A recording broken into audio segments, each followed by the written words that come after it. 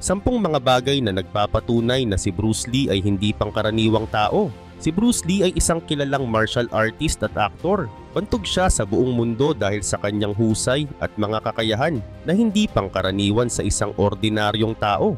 Marami siyang mga bagay na nagagawa na lubhang ikinakagulat ng marami. At ito ang dahilan kung bakit itinuturing siyang superhuman. Kung kaya't sa video na ito ay aalamin natin kung ano nga ba ang mga superhuman abilities ni Bruce Lee. Kaya tara, simulan na natin. Number 1. The Dragon Flag. Bruce Lee's Core Mastery. Ang Dragon Flag ay isang tanyag na exercise na ginawa ni Bruce Lee para palakasin ang kanyang katawan, lalo na ang kalamnan sa tiyan o core.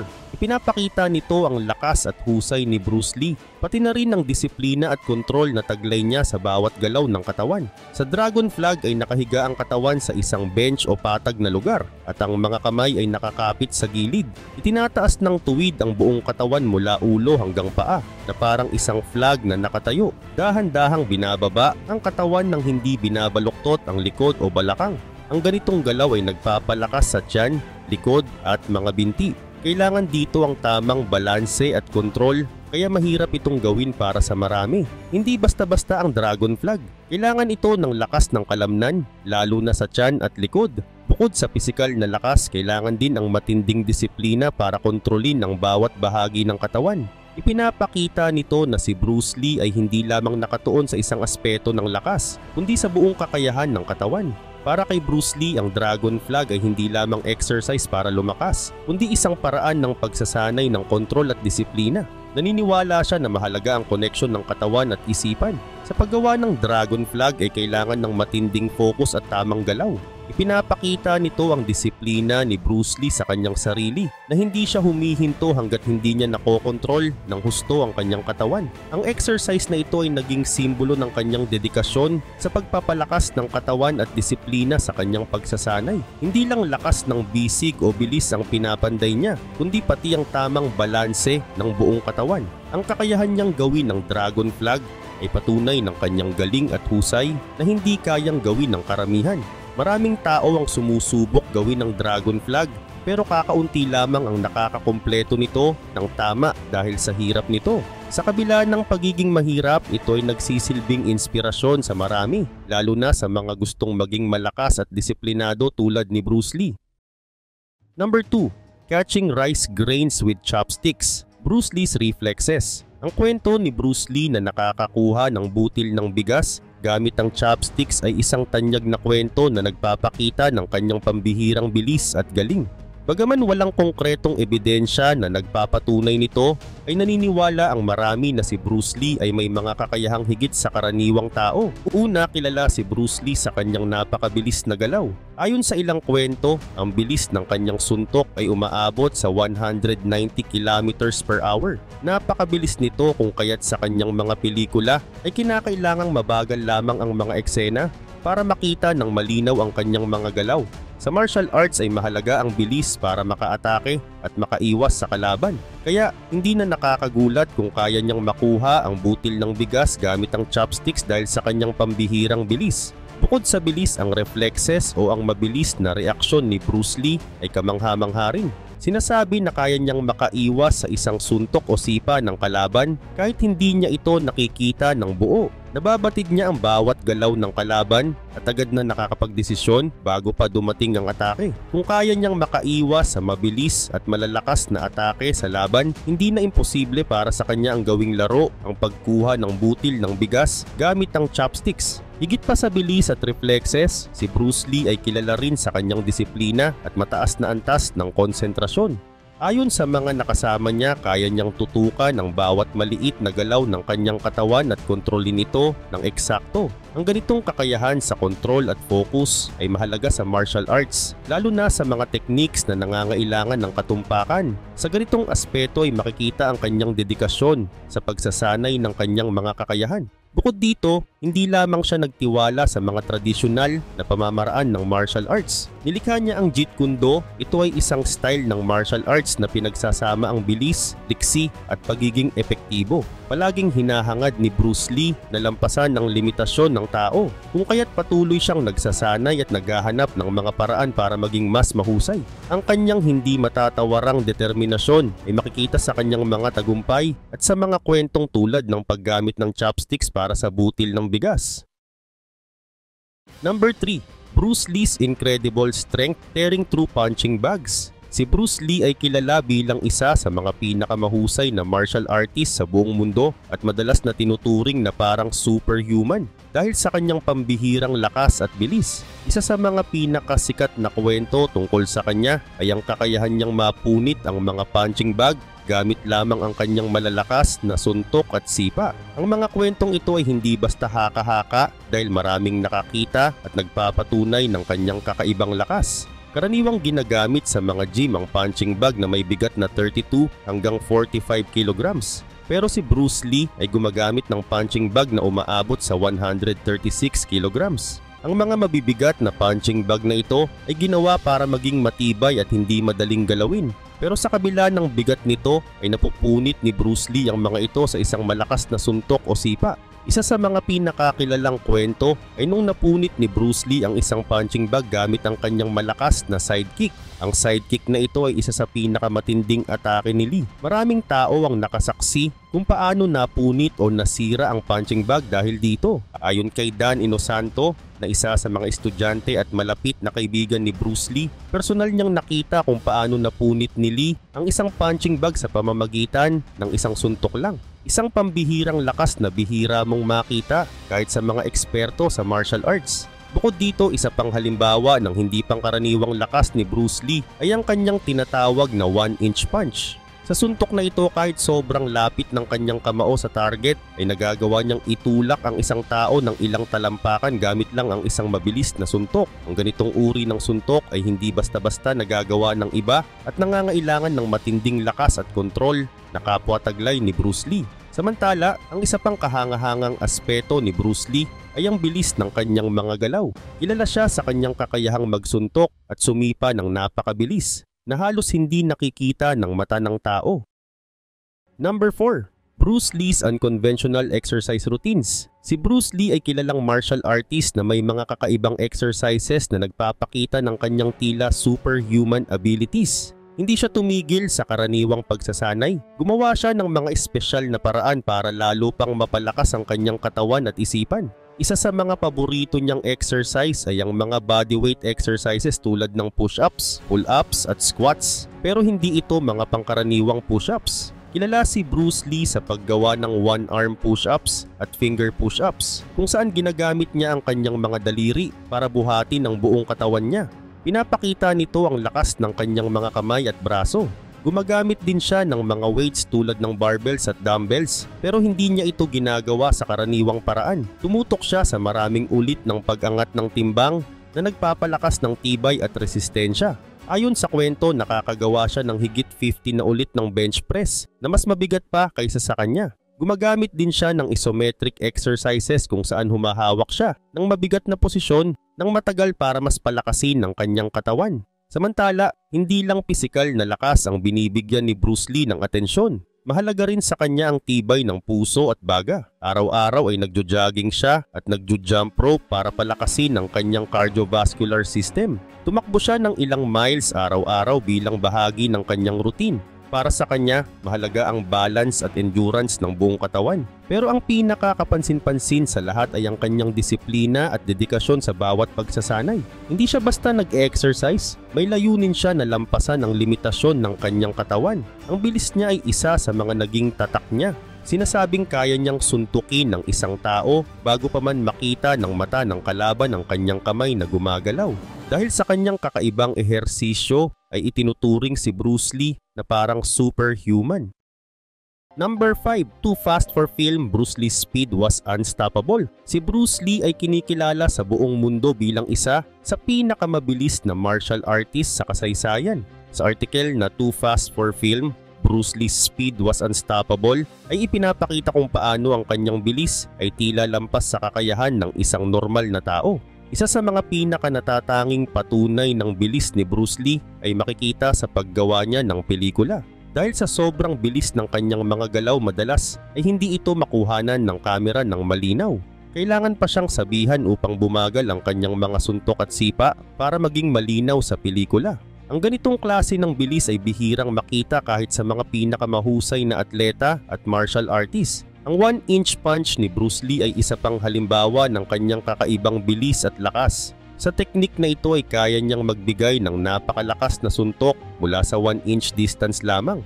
Ang lakas at bilis ng suntok ay nagdudulot ng matinding epekto sa kalaban kahit na walang sapat na space para makabuelo si Bruce. Ito ay isang patunay na hindi pangkaraniwan ang kontrol niya sa kanyang lakas at bilis. Bukod pa sa bilis ng kanyang mga suntok at sipa, ay kilala rin si Bruce Lee sa kanyang pisikal na lakas. May mga kwento na kaya niyang mag-bench press ng 75 pounds gamit lamang ang isang kamay. Isa pang halimbawa ay ang kakayahan niyang mag-push up gamit ang dalawa lang niyang daliri. Ang ganitong klase ng pisikal na lakas ay bihira at halos imposibleng magawa ng karamihan ng tao. Sa isang sparring session ay may isang professional boxer na nagsabing hindi niya halos makita ang mga galaw ni Bruce dahil sa sobrang bilis nito.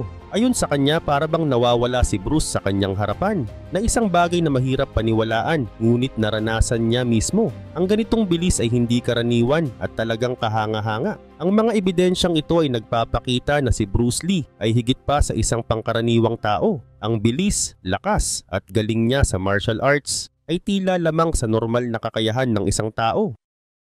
Number 6. The 1-inch punch. Bruce Lee's iconic martial arts move.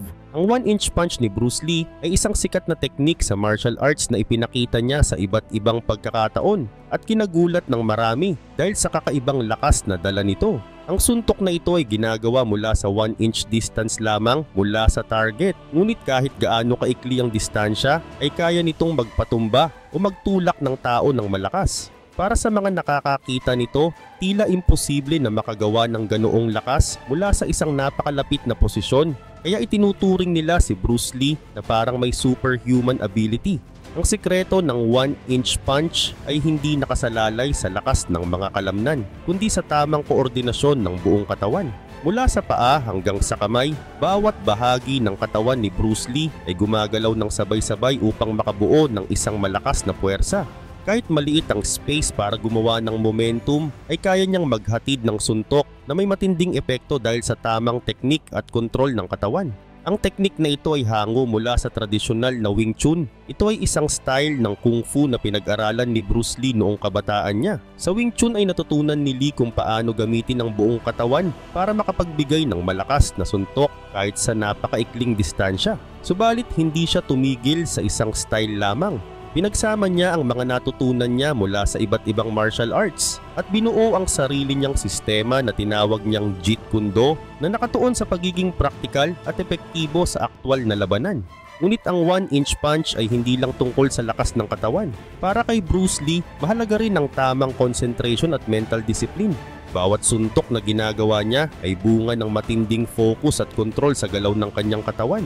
Sa pamamagitan ng maraming taon ng pagsasanay ay na-perfect niya ang teknik na ito na para sa iba ay tila hindi kayang gawin ng isang ordinaryong tao. At noong 1964 sa Long Beach International Karate Championships, isa sa mga pinakakilalang pagkakataon na ipinakita ni Bruce Lee ang 1-inch punch ay nang tinamaan niya ang isang volunteer mula 1 inch lang ang layo. Ang suntok na yun ay sapat para magpatalsik ng ilang metro ang volunteer, bagay na labis na ikinamangha ng mga nanonood. Number 7. Kicks that send people flying. Bruce Lee's unmatched power. Si Bruce Lee ay kilala hindi lang bilang isang aktor, kundi bilang isang martial artist na tila may kakaibang lakas na parang lampas sa karaniwan. Isa sa mga pinakatanyag sa kanya ay ang kanyang malalakas na sipa na sinasabing kayang magpalipad ng mga kalaban. Ang mga sipa niya ay hindi lang mabilis kundi sobrang lakas din, dahilan para isipin ng marami na parang may superhuman abilities siya. Isang sikat na kwento tungkol sa lakas ng sipa ni Bruce Lee ay galing kay Bob Wall na isang martial artist na nakasama niya sa pelikulang Enter the Dragon. Sa isang rehearsal ay sinipa ni Bruce si Wall at tumilapon ito ng ilang metro. Ayon kay Wall, hindi niya inasahan ng ganong kalakas na sipa at totoong naramdaman niya ang puwersa. Ang ganitong mga kwento ay karaniwang maririnig mula sa mga taong nakalaban o nakasama ni Lee na lahat ay nagulat sa kanyang sobrang lakas. Bukod sa lakas ay kilala rin si Bruce Lee sa bilis ng kanyang galaw. Ang isang halimbawa nito ay ang 1-inch punch kung saan mula sa napakaliit na distansya ay kaya niyang magpatumba ng kalaban gamit ang isang mabilis at malakas na suntok. Ayon sa mga eksperto, hindi pangkaraniwan ang pisikal na kakayahan ni Bruce Lee. Sinuri ng mga eksperto ang kanyang bilis at lakas at sinabing ito ay hindi pangkaraniwan para sa isang ordinaryong tao. Ang mga sipa at suntok ni Lee ay parang galing sa isang taong may pambihirang kakayahan. Ang mga natatanging galaw at lakas ni Bruce Lee ay resulta ng kanyang masusing pag-aaral at dedikasyon sa martial arts. Hindi lang siya nag-focus sa isang style ng martial arts tulad ng Wing Chun. Pinag-aralan din niya ang iba't ibang disiplina tulad ng boxing at fencing at ginamit ang mga ito para lumikha ng sarili niyang style, ang Jeet Kune Do. Ang Jeet Kune Do ay nagtuturo ng pagiging mabilis, flexible at handa sa anumang sitwasyon, dahilan para maging mas epektibo si Lee sa laban. Ang kanyang pagiging superhuman ay hindi lang dahil sa pisikal na lakas, kundi pati na rin sa kanyang matinding disiplina at pagnanais na mapabuti ang sarili. Number 8. Bruce Lee's lightning fast magic trick. Si Bruce Lee ay kilalang martial artist sa buong mundo, hindi lang dahil sa kanyang galing sa pakikipaglaban, kundi dahil din sa kanyang bilis na parang hindi pangkaraniwan. Isang kwento na madalas na ikinukwento tungkol sa kanya ay ang tinatawag na lightning fast magic trick na nagpapakita ng kanyang kakaibang bilis. Ang trick na ito ay nagsisimula kapag pinapahawak ni Bruce Lee ang isang coin sa kamay ng isang tao. Sinasabi niya sa tao na bago pa man nila maisara ang kanilang kamay, ay makukuha na niya ang coin at ipapalit ito ng isang bagay tulad ng papel. Minsan ay halos hindi napapansin ng tao ang kanyang pagkilos. Kapag tiningnan nila ang kanilang kamay ay napalitan na ang barya at nagtataka sila kung paano ito nagawa ni Bruce Lee ng sobrang bilis. Ang sekreto sa trick na ito ay hindi lamang ang bilis ng mga kamay ni Bruce Lee. Marunong din siyang basahin ang galaw ng mga tao at alam niya kung kailan sila kikilos. Dahil dito ay nagagawa niyang manguna sa kilos nila at kunin ang coin bago pa man maisara ng tao ang kanilang kamay. Ang ganitong uri ng kakayahan ay resulta ng mga taon ng masipag na pagsasanay at hindi basta-basta natutunan. Hindi lang sa trick na ito ipinapakita ni Bruce Lee ang kanyang bilis. Sa kanyang mga pelikula ay napakabilis ng kanyang mga suntok at sipa, kung kaya't minsan ay hindi ito nakikita ng kamera. Ayon sa mga ulat, kaya ni Bruce Lee magsuntok sa loob lamang ng 500 milliseconds o kalahating segundo. Ibig sabihin sa oras na itinaas niya ang kanyang kamao ay tumatama agad ito sa target. Kaya niyang gawin ito nang hindi napapansin ng karaniwang tao, kaya tila napakabilis ng kanyang mga suntok na halos hindi na makita. Ang lightning fast magic trick ni Bruce Lee ay nagpapakita ng kanyang tunay na kakayahan pagdating sa bilis at kontrol. Number 9. Unpunchable, Bruce Lee's Unbelievable Combat Defense. Si Bruce Lee ay isa sa mga pinakakilalang martial artist sa buong mundo. Ang kanyang natatanging depensa sa laban ang dahilan kung bakit siya tinaguriang unpunchable o hindi matatamaan. Maraming tao ang naniniwala na ang kanyang bilis at reflexes ay higit pa sa pangkaraniwan. Isa sa mga kilalang kwento tungkol sa galing ni Bruce Lee ay ang mga pagsasanay niya kasama ang ibang mga martial artists. Sinasabing kahit gaano kabilis ang suntok o sipa ng kanyang kalaban ay nagagawa niyang iwasan o harangin ito bago siya tamaan. Para bang nababasa na niya ang susunod na galaw ng kanyang kalaban, kung kaya't napakahirap siyang matamaan. Ang bilis at galing ng kanyang reaksyon sa bawat sitwasyon ang nagbibigay sa kanya ng kalamangan sa laban. Ang sekreto ni Bruce Lee ay hindi lamang nakasalalay sa bilis, kundi pati sa kanyang malalim na kaalaman sa timing, distansya at tamang diskarte. Bawat kilos niya ay maingat na pinag-iisipan. Hindi siya basta-basta kumikilos ng walang plano. Alam niya kung kailan dapat umatras, umatake o maghintay. Ang kanyang isip at katawan ay sanay na kumilos ng sabay, kung kaya't mabilis niyang nahuhulaan ang bawat kilos ng kalaban. Bukod dito, isa pang kahangahangang kakayahan ni Bruce Lee ay ang kanyang tinatawag na interception o ang pagsalubong sa atake ng kalaban bago pa ito magkaroon ng lakas. Bago pa makalapit ang suntok o sipa ng kalaban ay nagagawa na niyang harangin ito. kaya naman mahirap siyang tamaan at parang hindi siya kayang sugatan sa laban. Ang ganitong klaseng depensa ay isang malaking advantage para sa kanya. Maliban naman sa kanyang likas na talento, ang tagumpay ni Bruce Lee ay bunga rin ng kanyang masinsinang pagsasanay. Hindi siya tumitigil sa pagpapabuti ng kanyang kakayahan. Araw-araw niyang pinagbubuti ang kanyang mga techniques at pinag-aaralan ng iba't ibang style ng martial arts. Ang kanyang sariling style, ang Jeet Kune Do, ay isang kombinasyon ng maraming techniques mula sa iba't ibang martial arts na nagbibigay sa kanya ng kakayahang mabilis na mag-adjust sa bawat laban. Ito ang dahilan kung bakit ang kanyang mga galaw ay parang may plano at napaka-epektibo. Number 10. The slap that dislocated the shoulder. Bruce Lee's strength. Ang kwento ng The Slap That Dislocated the Shoulder ay isang halimbawa ng pambihirang lakas ni Bruce Lee na tila higit pa sa normal na tao. Kilala si Bruce Lee bilang isang magaling na martial artist, aktor at guro. Dahil sa kanyang mga kakayahan ay naging simbolo siya ng disiplina, lakas at bilis sa mundo ng martial arts. Ayon sa kwento, nangyari ang insidente sa isang pagsasanay.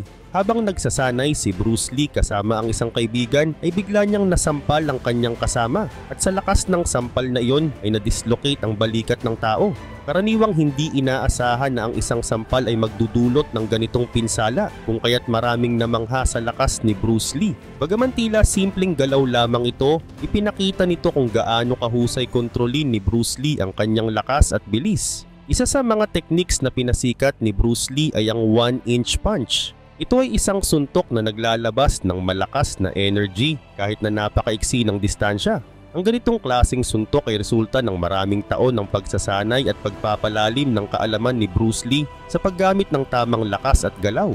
Dahil dito ay hindi nakapagtataka na isang sampal mula sa kanya ay may kakayahang magdulot ng malubhang pinsala. Bukod sa bilis at lakas ay kilala si Bruce Lee sa kanyang matinding pagsasanay sa pagpapalakas ng katawan. Pinagtuunan niya ng pansin ang pagpapatibay ng kanyang fast-twitch muscle fibers na responsable sa mabilis at malalakas na galaw.